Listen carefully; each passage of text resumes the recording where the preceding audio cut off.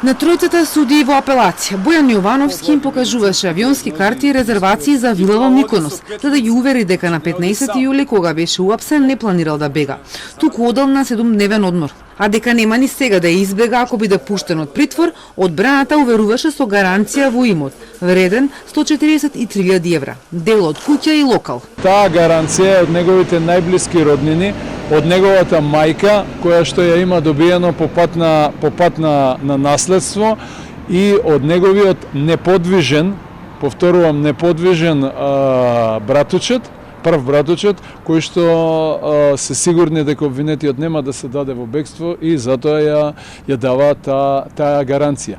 Ја дадавме од една единствена цел, по секоја цена да обвинетиот му се ублажи мерката. Одбраната им приложи на судиите и медицинска документација. Во шутка нема услови за хигиенско-диететскиот режим за Јовановски, а состојбата со чирот на желудник му се влошува откако во притвор, вели неговиот адвокат.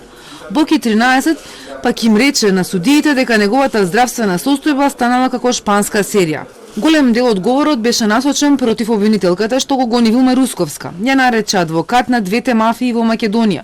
Но судијата Јани Мича го прекина и побара да говори за притворот. Подоцна Боки повторно му се обрати на судијата и му порача дека се надева, дека врз неговата одлука нема да влијае невкусниот речник на Русковска, алудирајќи на пораката за финансиски истраги и тресење од гаки, што судијата се пожали дека ја добил од обвинителката, кога апелација ја прати Катица Јанева во домашен притвор. Истото ми се случуваше и мене во истражната постапка. Јас сум единственото лице кое не е испитано од јавниот обвинител. Бев уценуван од јавниот обвинител да кажам дека Катица Јанева е виновна.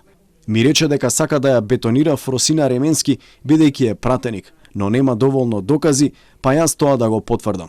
Вишиот обвинител кусо побара да се одбие жалбата на Јовановски и рече дека кривичниот суд донел исправна одлука, што му го продолжил притворот. За обвинителството е неосновано и барањето на Јовановски да се брани од слобода со помош на гаранцијата. Боки 13 пред да дојде во апелација беше во кривичниот суд, но таму повторно се одложи судењето за рекет затоа што 20 сведоци што ги предлага одбраната не дојдоа. Бизнисменот Дејан Панделевски бил на службено патување, а другиот сведок немал уредно примена покана.